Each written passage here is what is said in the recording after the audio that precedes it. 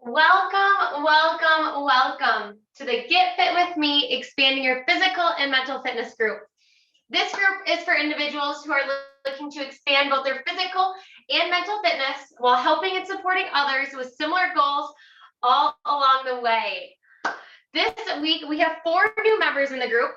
We have Lisa, Tim, Cherry, and Elena.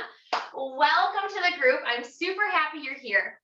So the way this group grows is few of you I know personally, but a few others were invited in from people who are already in this group. So if you're watching any of these trainings or you're on these trainings, whatever it is, or you're seeing content that you like, and you think you have other people in your life that would also benefit from this, invite them in. They're welcome to come see what the group's about. Remember, it is a free group. You guys are here just to learn. I'm here to help you guys expand both your physical and your mental fitness. So if you're watching live on Facebook, hashtag live for me to let me know you're there. If you are watching the replay, hashtag a replay so I know that you were there later on. And to get the most out of these calls for you guys watching on Facebook right now, click the little Zoom link above and join us. I think today you may have to scroll a little bit, but click that Zoom link, join us live. We interact with real conversation, and today is a movement workshop. So we're going to be up moving anywhere from 30 to 40 minutes, depending on what types of questions we have and how everything flows. And when you're on, you're able to ask personal things like, oh, my back tweaks when I do this, or I have a shoulder impingement on the left. What is an alternative to that exercise that is common? So jump on if you are watching, and if you're watching the replay, comment any questions you have into the comments below, and I will answer them after. So let's get started. We usually go around and we ask who we are, where we're from, and what your favorite hobby is. I want you to do that in the comments today. So instead of saying it live, I want you guys to do that in the comments. And I'm going to say mine out loud. I'm Morgan Ekovich. I am the owner of Get Fit With Me and the head runner of this group. And what are my hobbies? I don't know. I like being outside. So anything really outside is a great hobby for me. And that's also a great thing to think about is I love to be outside, and outside has some uneven ground. So do any of your hobbies could possibly cause injury? Are your hobbies something that's stationary and maybe it's not? Maybe your hobby is woodworking. Maybe it's pottery. Maybe it's something on the computer, something that you don't normally do daily, but you do it enough that if done incorrectly, it could cause you an injury. So today we are talking about functional fitness. How many of you guys have ever done something like tweaked your back, maybe turned the wrong way, reached too high in an awkward position, and just did something that didn't feel right and kind of left you off your routine? Examples that I usually hear are being on our tippy toes, trying to reach and grab something at an awkward position, or bending over to grab something an incorrect way, or my favorite, it's when we only want to take one load of groceries in from the car. So we stack them, we walk funky, we have to maneuver through doors, and all of a sudden that doesn't feel good on our body. Yes, we probably don't injure ourselves every single time, so we think, oh, it's okay to keep going. It's okay to keep doing it.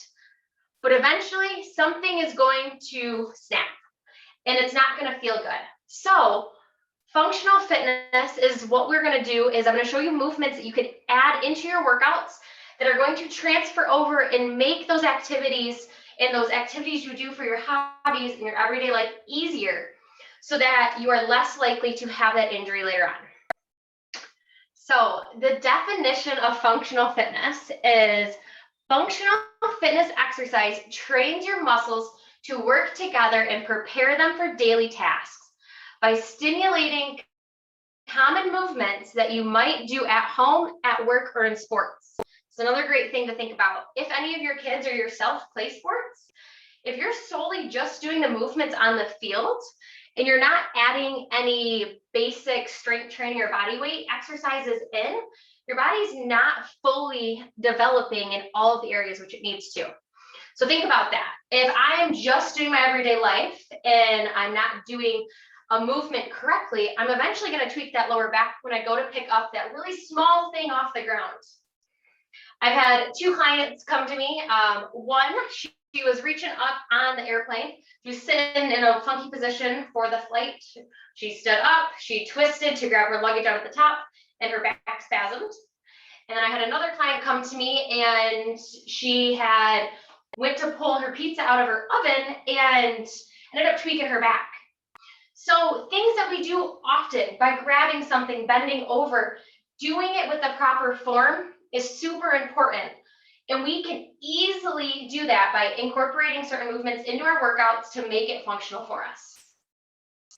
So today I'm going to be sharing 5 movements. And with these 5 movements, it's really 4, but I kind of combined some of them. So with these movements, I'm going to show you how to correctly perform the movement, why it is beneficial, and then give you some funny examples of what to do and what not to do. If you are standing up with me right now, anything that I tell you not to do, please do not do. Only perform it the correct way. What you do on your own time is for you, but when you're with me, only perform it the correct way. When I'm going to perform something incorrectly, that is to show you what we commonly do, and it's not something I advise you to try. So let's get started. First one is going to be when you're picking something up off the ground. So let me throw this down there. I want to pick up this band. The most common way, this band is very light, but the most common way I see people is we bend over just like this. Do you see this big arch in that back? Oh, that pulls in my lower back right there already. That is the common way that we pick up anything off the ground, anything small at least. So imagine picking up that crumb on the kitchen floor, or your speaker, or the kids' toys, and you're just in this position grabbing things and putting it in. When you look at that from afar, it doesn't look very good, does it? And when you stand up after picking all that stuff up, it doesn't feel great either. So instead, let's work on our squat or lunge movement. Before I show you guys how to do it with your item, I first want you to master either a sit to stand or a squat. So for that sit to stand, knees and toes point the same direction, core is nice and tight, you're going to press straight up. Once you feel like you can do this pretty well, yes, I know if there's something on the ground, you're not going to find a chair and squat down, but this right here just gives you the basics on that squat. Perfect, we mastered that. Now let's go into that squat. I have my item in the ground. I'm going to use that a little less loud. I'm going to point my knees and toes in the same direction. I'm going to squat down, pick it up, and stand. So from the side, I'm going to squat down, pick it up, and stand. I'm using my legs to pull that item up and to stand back up. I'm not using that lower back. So think about that when you are picking things up. Are you bending, or are you bending at the waist, or are you bending at those knees?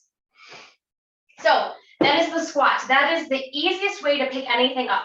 Squat down, stand, squeeze, keep that item close to you. Maybe it's something that a squat is kind of weird and you need to do a lunge. So that lunge is when you have one leg back, you're going to drop that knee down, you're going to stand up. This right here is where this comes into handy. So I have something that I have to pick up. I'm going to lunge down.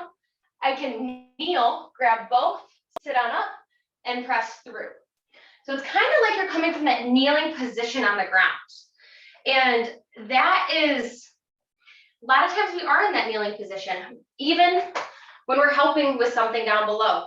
And then we press up like this, and we're all funky. So instead, if we are down ever in a kneeling position, tuck that bottom toe, push through, and stand and bring that foot together.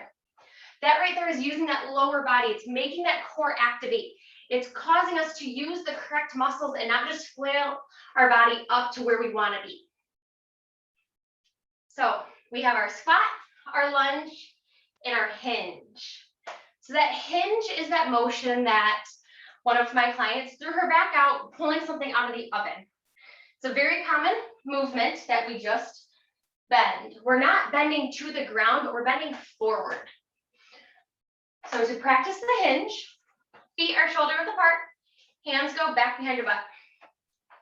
Slight bend in your knees, because we never want to lock them out. Slight bend. And now push those hips back so you have just a little stretch here. So imagine I'm grabbing something, and then I can bring it up and stand. And if a wider base feels better, so maybe it is something heavier, you have to go a little bit wider base.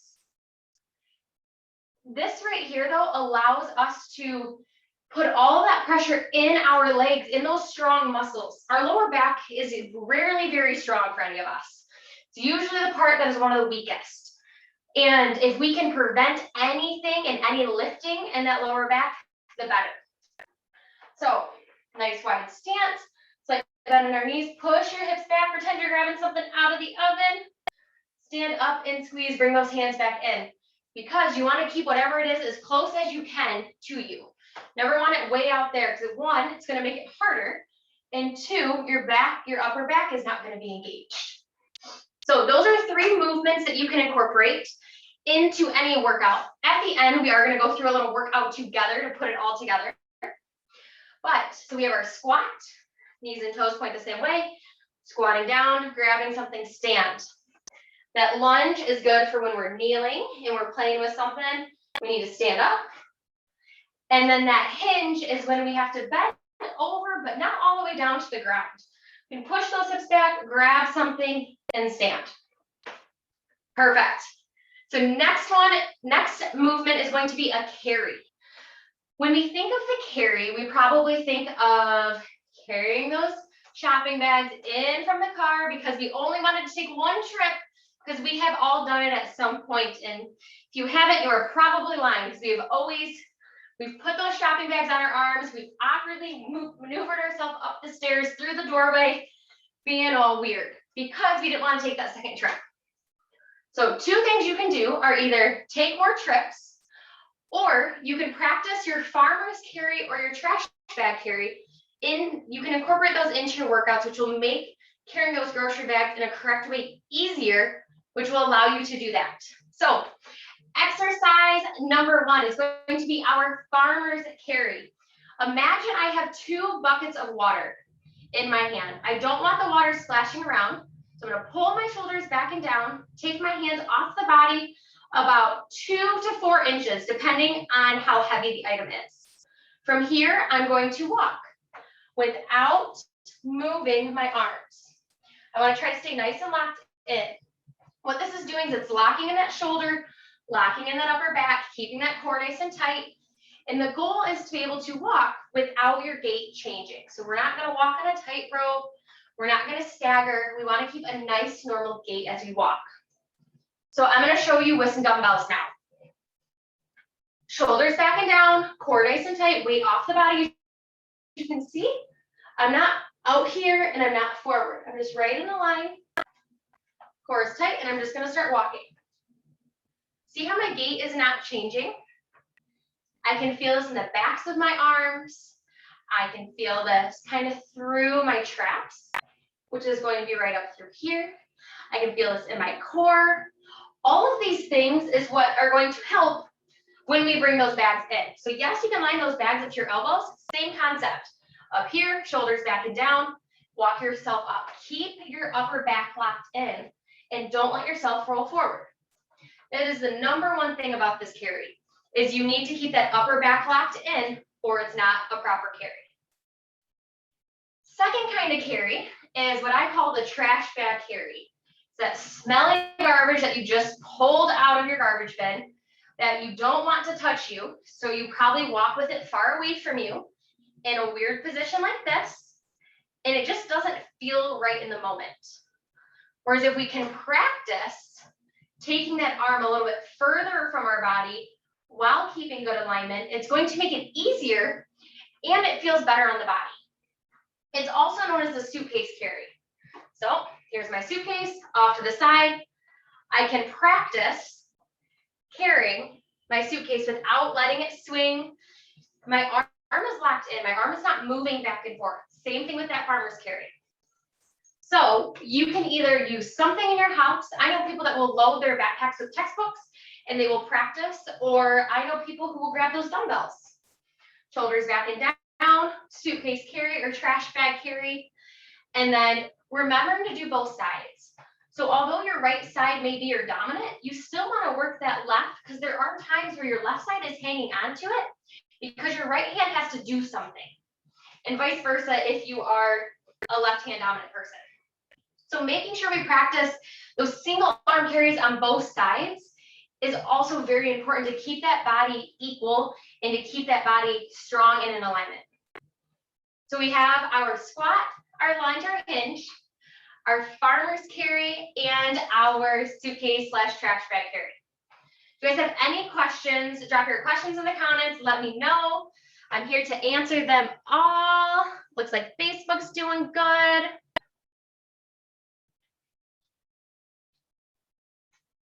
Okay, so please feel free to send in any questions as we were talking through. Let's get into our press. So when I say press, it can either be a forward press, like you're pushing something away from you, or it can be an overhead press because you're putting something up on that higher shelf. And the things to remember here is you don't want to be in a narrow base, all jagged while you do this. Nice strong base. You can practice these in your workouts. We're just going to practice an overhead press. So hands are coming right up here. No weights to start. Just going to press up above your head, keeping your core nice and tight, coming back down. Imagine this movement as you're putting something away. Same thing when we are putting something out in front of us. So we're taking those dishes out of the dishwasher and we're putting them up on the shelf. Even if it's not a high shelf, we're still pressing forward to put those dishes on the counter. So I'm going to show you with my crate of things here how we can combine this movement. So I'm squatting, picking up, and I'm going to press forward, set it down, bring it back. And then let's say I want to set it back down in the dishwasher or wherever it belongs. These presses are important because if you don't practice your press, eventually with time, your range of motion is going to limit. So making sure that we're always working on our range of motion in our shoulders. That is one of the things that I see most commonly decrease, especially in females, is the range of motion in their shoulder joints. And it's just from not doing exercises around there. So let's be preventative about it and start by doing overhead presses. If an overhead press doesn't feel good, let's practice the forward press. Nice light weights. Taking those weights here, pressing forward and coming back. Keeping that core nice and tight. Slight bend in our knees. Nice solid base. Same thing for up above. Up and back down. Good. And maybe you're already doing some of these exercises in your workouts, and today is just that aha moment on how they are actually already functional in your life. Maybe you're not doing any of these exercises outside of, maybe you're just not doing any of them in your workout, or maybe you're just not doing any of them in general. And that right there should be an indicator of, I need to start doing these. And at the end, we'll have that little workout that will show you how to incorporate all of those. So our last little exercise here is going to be that balance and coordination. This is one that we should do just because as we age, our balance gets worse, our coordination gets worse if we do not practice it or incorporate it into our everyday. So imagine I'm walking outside on that hill and there's like the hole and it's soft over here and then this one's really high. It's that uneven surface that if we don't practice on, that can be dangerous. One, for falls, and two, just for us in general, for catching ourselves doing something weird to our bodies. So a few balance exercises I like is just stand, feet underneath us, nice deep breath, shoulders back and down, just standing here. If this feels easy, slight bend in the knees always, then you can shut those eyes. You will probably start to feel yourself rock forward and back like you're on a boat. If this is easy, then this is where the single leg balance comes into play. You're going to balance on one leg, the other leg comes up, and you're just going to hold. If you feel confident in this, then you can shut your eyes. And it's going to be a lot harder that even now, before you age, it's probably challenging. So practice it now so that it stays at least the same as it is now, even better if it gets better. So I do single, I do double leg balance with my eyes open and closed, and then I also do that single leg balance. Because you never know when you're gonna have to be put on one foot, or when you're gonna have to shimmy and most of your weight's gonna be on one side. Because we do put ourselves in uncomfortable positions. We do try to squeeze between things that we don't always fit in. And if we can know that our balance is good on both of our legs and as a body as a whole, we're gonna feel so much better, and we're less likely to fall and less likely to throw our body and tweak something in it. So any questions on those? Drop your questions in the comments, let me know. I'm gonna recap here real quick. So we did squat, lunge, hinge.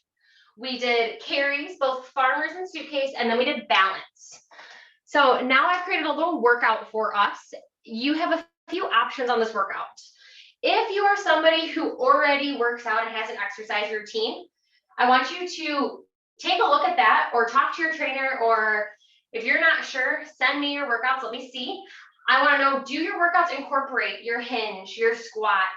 Do they incorporate a lunge every once in a while? Do they incorporate some sort of press or some sort of carry? And balance. If they do not, this is when I want you to implement this workout that I'm gonna show you. It's super simple. You can do it one of two ways. You can either set a timer for 10 minutes and work through it as many times as you can in that 10 minutes, or you can work through it just 3 times.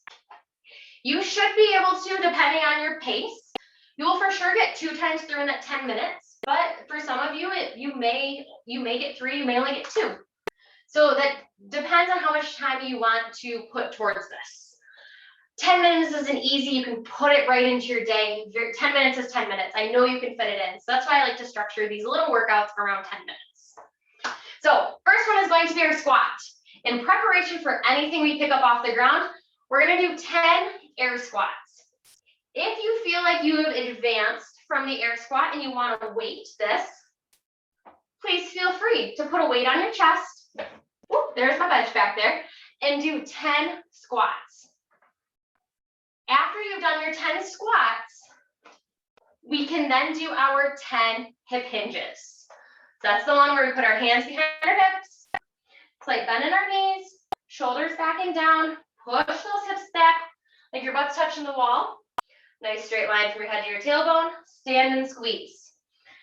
You'll feel comfortable. You can take those hands out here like you're grabbing something. And if you have advanced from just the hinge motion, grab your weights, keep them nice and close to the body, push those hips back, nice little stretch, stand and squeeze.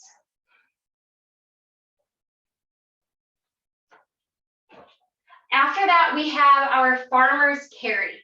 So you're going to need your weights, or you're going to need something that is exactly the same weight. Because for a farmer's carry, it's the same weight in both sides to keep us equally balanced. If you have kettlebells, that's a great thing. Maybe you're not using anything. Maybe you're using 2 gallons of milk, laundry soap, suitcases, bags. As long as they're the same weight, that's really all that matters here. Shoulders back and down. You're going to set your timer for 30 seconds. You're going to walk without letting those arms swing everywhere. You'll turn around, you'll come back. You will just walk until that timer goes. Remembering those arms don't need to be out here, but they can't be touching. Somewhere in between, about 3 to 4 inches off the body is where you want them. And then you have 30 seconds suitcase carry or trash bag carry on each side. So remember that suitcase carry or trash bag carry is just one weight. So if you only have one kettlebell or one dumbbell, then this is a perfect one, and you can just use that one. Same setup as that farmer's carry, other than just one side is engaged. I do put my other arm off to the side as a counterbalance for me. You don't have to, but you'll just walk. Try not to mess up your gait. Keep your normal gait through here. You're gonna do 30 seconds. You'll then switch sides, shake it out, and you'll do 30 seconds on that other side. So you have your 10 squats, You have your 10 hinges. You have your farmer's carry for 30 seconds. You have your suitcase carry / trash bag carry, 30 seconds each side. You're either going to repeat till your timer of 10 minutes goes off, or just 3 times through. If those squats are not good for you, I missed this on that first portion. If those squats are not good for you, start with that sit to stand. Standing all the way up and sitting right back down, knees and toes point the same direction. This is a great place to start, whether you are 20 or you are 80. If a squat is something you have not done, start at that sit to stand first. Any questions for me? Okay, awesome. So with this being the case, I'm going to post this workout also in the comments so that you guys have it, that you are welcome to access at any time. When it comes, I did miss one that if you'd like to incorporate, you are welcome to. I do suggest adding this, but start with no weight. That overhead press. So palms face each other, press up and come down. You have 10 of those also in this workout. So 10 squats, 10 hinges, 10 overhead press, 30-second farmer carry, 30-second suitcase carry each side. 5 exercises that you are going to go through 3 times or until your 10-minute timer is done. So for those of you watching on Facebook and here on the live, let me know, what is your biggest takeaway? What move are you going to make sure you incorporate, or moves? I want you to also take a look at your workouts. Are they incorporating these? Are they not? Let me know. I'm happy to, if this does not look right and you're like, I want something different, let me know. I will help you. I will help create something that works for you. So, reminders. We are in the month of September. I can't believe it already. First, new class schedule came out. I believe it was sent out last Friday. So if you did not receive that and you're like, oh, I want to do classes, drop a class in the comments and let me know. I will make sure it gets sent out to you. It's most likely because I don't have your email. So I'm going to need your email. I'll send it out to you. You'll have all the details for all the classes. There's no class on Monday, which is Labor Day. So happy Labor Day to you guys. And next week, we are going to be talking about wearable fitness trackers. Should you have one? Should you not? What to look for, pros and cons, all of that. And then finally, for those of you who are part of the Commit to Your Health Challenge last year, this year it has been revamped a little bit, and it's now called the Commit to Your Health program. It is going to be a 6-week program, and be on the lookout for it being announced soon. We are going to have, it's going to be awesome. I've revamped it almost completely, and it's going to be great. So if that's something that you loved last year, and you cannot wait to see what could be better about it, let me know. Drop Commit to Your Health in the comments. I will reach out to you and we can set up and I'll kind of go over what the new program looks like. Have a fantastic rest of your Thursday, and I will see you guys next week to talk about wearable fitness trackers. I'll see you guys then.